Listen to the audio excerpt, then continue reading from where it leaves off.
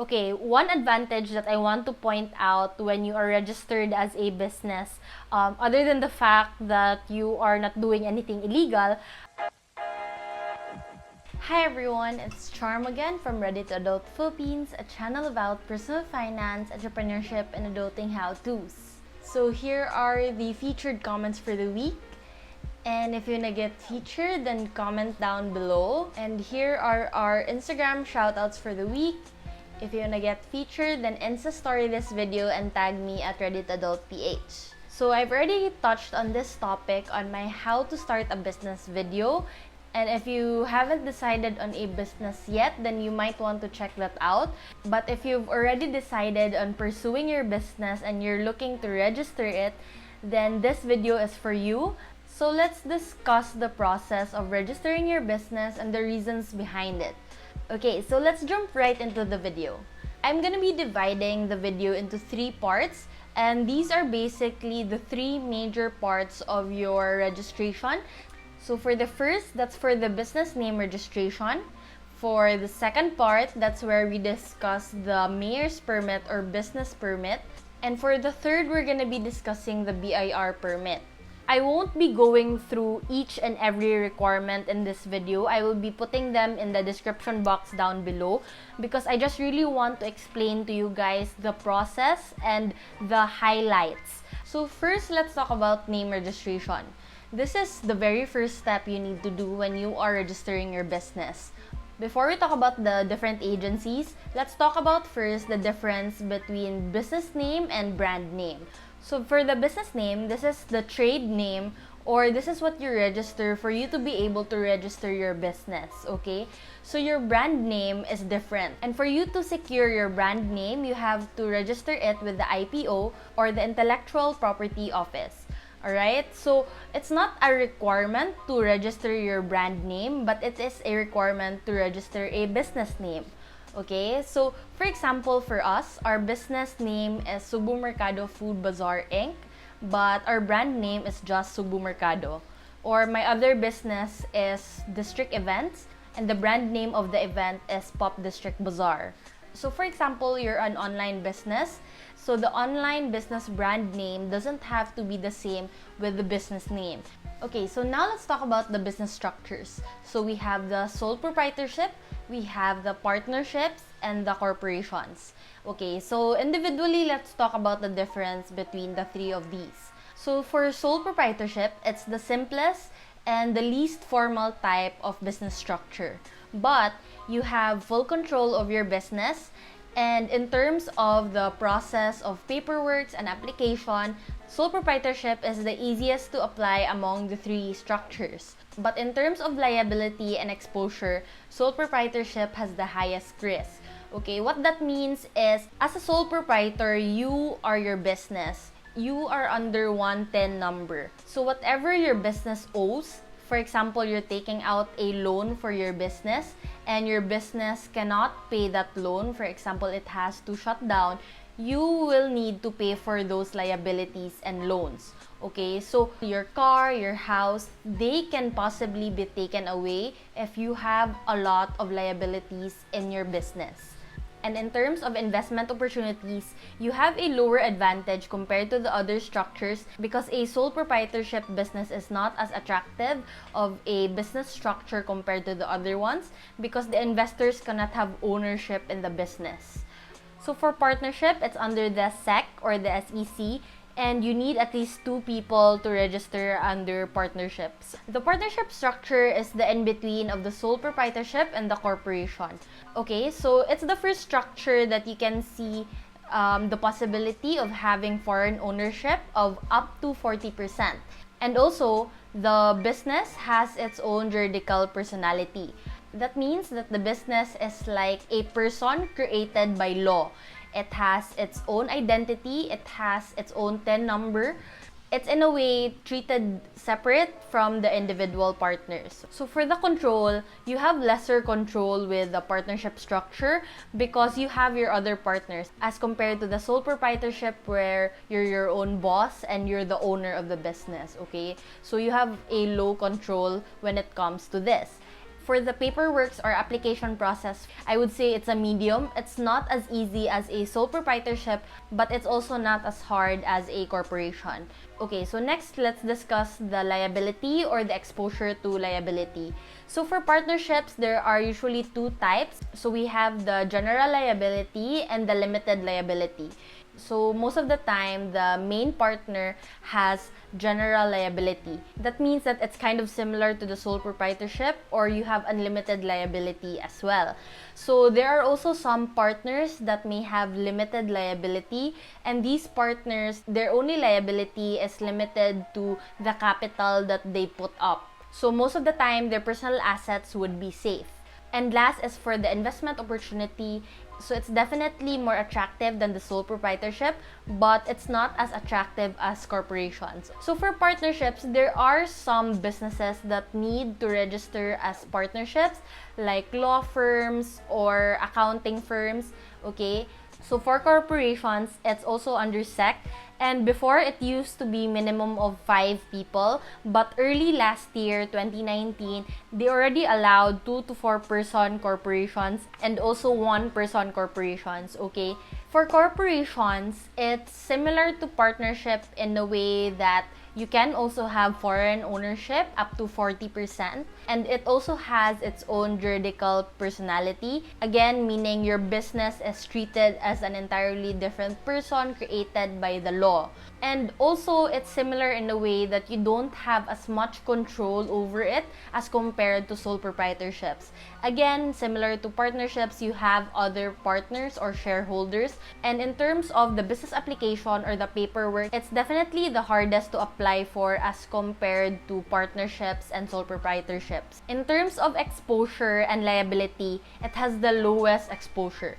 Okay, so if for the sole proprietorship, you are your business and everything that the business owes, you also owe. Okay, so for the partnerships, you can have a general liability and a limited liability, so it's a mix of both. But for the corporations, since the business is really completely detached from the shareholders, then any liability that your business might have, if you have loans and you decide to close your business, your personal assets, all the shareholders' personal assets will be protected. The bank cannot go after your car, your house, your jewelry, etc. Okay? So that's why a lot of big businesses in the Philippines go for the corporate structure, because it's the most ideal really for big companies.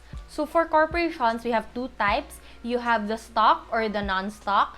Basically, for the stock, you issue shares or stocks to your investors.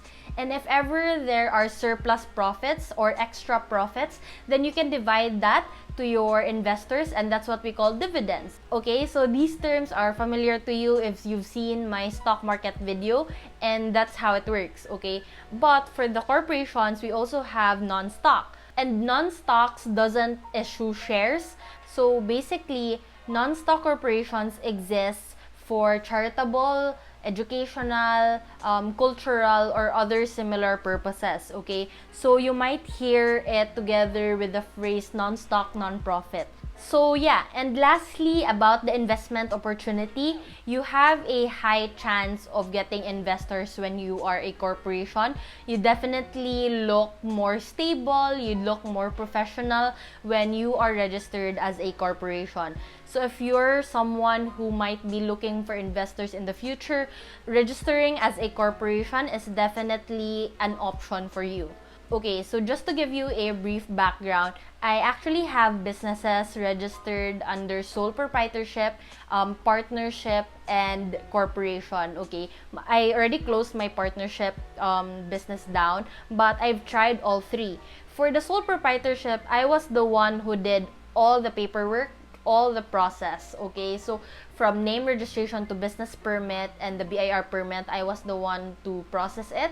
But for the partnership and corporation, I already hired a bookkeeper to do those for me. Okay, so it's definitely more tedious of a process when you are under SEC as compared to DTI. But I know if you're starting out, it might be costly for you to do so.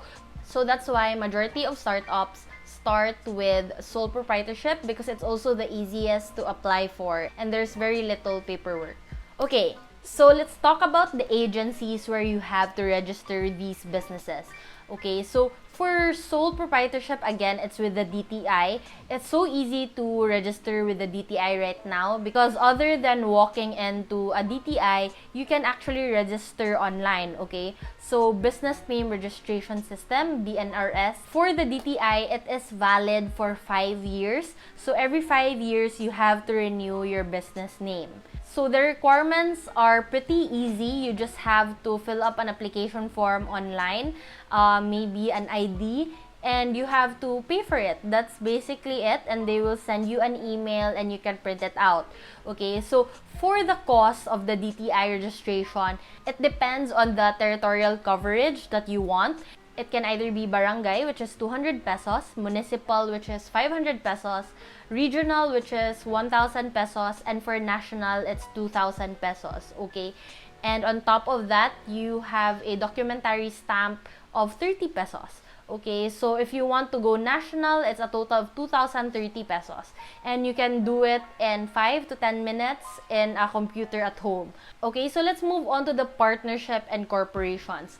These, again, are registered under the SEC or the Securities and Exchange Commission or SEC. And for this, you can kind of also do it online but not fully. You can verify the availability of your business name online, and then if it's available, then you can reserve it. But for it to be confirmed, you have to go to the SEC office within a few days after reserving it online. I think it was 4 days.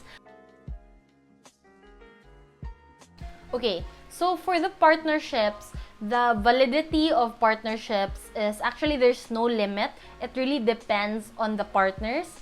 And the important document that you need to submit for the application is the Articles of Partnerships, okay? So that's the agreement between you and your partners. So for corporations, its validity is 50 years, and the important requirement there is the Articles of Incorporation. Alright, so this is why I mentioned earlier that it's harder to apply for corporations because there are actually a lot of requirements you need to be able to apply. Okay, so if you and your business partners are looking to register as a corporation, I highly suggest for you to get someone's services for them to be able to help you out with registration. So if you guys are in Cebu and you don't know who to go to, I can recommend my guy to you, and he is really good. I really trust him. Okay, so if you're in Cebu, you can DM me on Instagram and I can connect you to him. And there's no catch, okay? I just know that it's hard to look for people that you can trust in terms of these. I have definitely been scammed before in terms of getting someone to take care of my taxes. So maybe that's for another video, but yeah. So for the fees that come with registering with SEC, it really varies because it's actually dependent on your capital. So they actually have a calculator online. I'll put a screenshot here and I will link it down below. But you can calculate it based on the capital that you will be putting up. Okay, but for the SEC, you can expect to pay around 5 to 15,000 pesos, okay? So now let's quickly talk about the IPO. That's where you register your brand name. So if you can see that R logo, that's where you do it with the Intellectual Property Office. And basically, you can spend around 8 to 9,000 pesos to register a brand name and brand logo. Okay, so now let's move on from the name registration to the business permit. Okay, so after you've registered with the DTI or SEC, you have 30 days to register for a business permit. So for a business permit, you will need a DTI certificate or a SEC certificate. You have to do this within the 30 days or else you will be charged with a penalty fee. And the reason behind the penalty fee is because when you already have your business name permit, they are assuming that you are already operating your business. And if you've delayed a few months or even years before you get your business permit, they will be thinking that you have been operating without proper permits. So So for the business registration, you will be doing this in the city or municipality where your business is located. So if you are an online business or a freelancer and you work at home, then your address will be your office as well. So you will be registering in the city hall where your office is located. So for business permits, it's actually a wide spectrum of requirements that you might need depending on what business you are engaging in. So you might need clearances in different agencies. For example, you are a travel agency, so you will need a clearance from the DOT or Department of Tourism. If you are a pawn shop, you need a clearance from the BSP or Bangko Sentral ng Pilipinas, and etc. Okay, so I'll put a list here for possible clearances that you might need. But let's talk about the general requirements and things that you need to know under the mayor's permit or the business permit, okay? Okay, first is the validity is only 1 year. You will need to renew this every year on January specifically. So if you're someone who is trying to register a business on November, on December, I would suggest for you to hold getting your business permit until January because you will be paying the fee again if you register on November or December. Okay, so I will be putting here the requirements so you can go over that. But basically, one important requirement there is the barangay clearance. You will need a barangay clearance from the barangay where your office is located. So if you are renting your home or your office, they will need a lease contract. If you are in a village, they need a certificate from your village homeowners association saying that it is okay that you are using your home as an office. And if you own the house, you will need to submit the real estate tax that you paid for that year as well. Okay, so these are just the common requirements that cities might have because usually each city or municipality have different requirements when it comes to the business permit. For the business permit, you would spend around 5 to 10,000 pesos for registration. And that's just for registration. There are actually other fees that might come with it. For example, city health, barangay, senro, zoning, OBO, and fire. Most of these require physical inspection of the office if it is fit to conduct business in. So some of these departments also have another fee of around 5 to 10,000 total. Okay, so it really depends city per city, so I can't really say exactly. And also, it also depends with your line of business, as I mentioned before. Okay, so now let's talk about the BIR permit or the Bureau of Internal Revenue permit. Okay, so you will be getting this at the BIR district office where your business is located. And other than the BIR permit, this is where you will be getting your authority to print and your book of journals. Okay, so I'll explain more of that later. This is also valid for 1 year, so usually you renew this together with your business permit. For the requirements, it's different for self-employed or mixed income earners, or usually that's the sole proprietors, and the partnerships and corporations. So for the sole proprietors, usually you need a birth certificate or a valid ID. You will need to fill up a form. You will need your DTI certificate, and you used to need your mayor's permit as well. But just recently, they have allowed for you to register with the BIR even before your business permit comes out, as long as you can show them a receipt that you're already processing your business permit. So for partnerships and corporations, you will need your SEC certificate and your mayor's permit. So like I mentioned, for the sole proprietorship, just as long as you can show the receipt that you are processing it already. Okay, so BIR is kind of easier already to apply for because the hardest part is really the business permit. It's the one that has the most requirements. So other than your BIR permit, I mentioned earlier that you will also need to get an authority to print and your books from the BIR.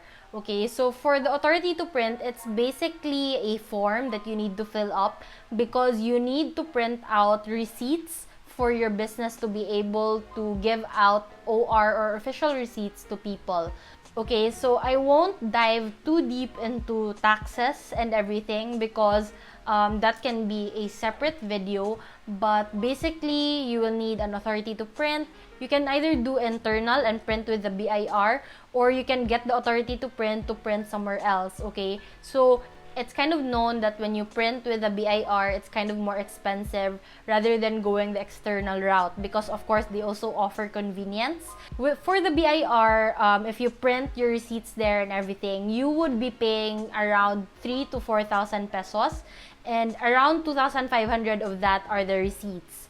Okay, so receipt booklets usually come in at least 10 booklets. So if you go outside, it's usually around 1,200 to 1,500 pesos for 10 booklets already. Okay, so as compared to the 2,500 in BIR. And also, you'll be paying for documentary stamps for the lease contract if you are renting your office. Okay, so for this, I will be putting the formula here. It depends on how much you are renting your office for. And you will also need to maintain 4 books: the cash receipt, the cash disbursement, the general ledger, and the general journal. Okay, so again, I can discuss this in a separate video, but basically these are used to record the in and out of money from your business. Okay, so that's it. Let's recap the fees that you need to pay when you register to these agencies. So for name registration, we have DTI, which you can be paying from 230 to 2,030 pesos. And for SEC, you can be paying from 5,000 to 15,000 pesos. And if you want to register your brand name with the IPO, then that's another 8 to 9,000 pesos. Okay, so for the business permit, this really depends on each city or municipality, but you can be paying from 5,000 to 10,000 pesos. And for the other departments, that's another 5 to 10,000 pesos again. And lastly, for the BIR, your BIR permit and your receipts, you will be paying from 3 to 4 or 5,000 pesos. Okay, so the total really depends on your business, but it can be from around 10,000 to 35,000 pesos. Okay, so of course the 10,000 is usually for sole proprietorships, and the 35,000 is usually for the corporations. And there's a whole spectrum of total prices in between. It depends on your capitalization, what type of business you are gonna have, and etc. Okay, so I hope this video helped everyone who are trying to start their own business and don't really know how to go about the process of registering their business to be a legal entity. Okay, so it's really a different feeling when you are registered and you are a legal entity and you are operating a legal business. Okay, one advantage that I want to point out when you are registered as a business, other than the fact that you are not doing anything illegal, is really that you can open up yourself to catering to bigger orders, bigger sales, bigger work, because usually companies who look for products and services really ask for official receipts, because especially if they are spending a lot of money buying your products or getting you for your services, they would need to reflect that in their books. Because if they don't, it's like the money just disappeared out of thin air and they would be having troubles with the BIR for that. Okay, so that's definitely one of the advantages that being in a legal and registered business will have. Like I mentioned earlier, if you're in Cebu and you need help with your business registration, I can recommend my trusted bookkeeper to you, and he can definitely help you with that. Just DM me on Instagram. And also, if you like this video and you have other friends that may be starting their own business, even if it's online, because online businesses also really need to be registered. Online freelancers also need to be registered. So send this video to them. And don't forget to like this video and subscribe to the channel. Hit the notification bell if you want to be notified every time I upload another video. And I know that adulting is already hard and also business is hard. So I wanna make it easier for you guys by making videos like these. And this has been Charm from Ready to Adult Philippines, and I will see you on my next video.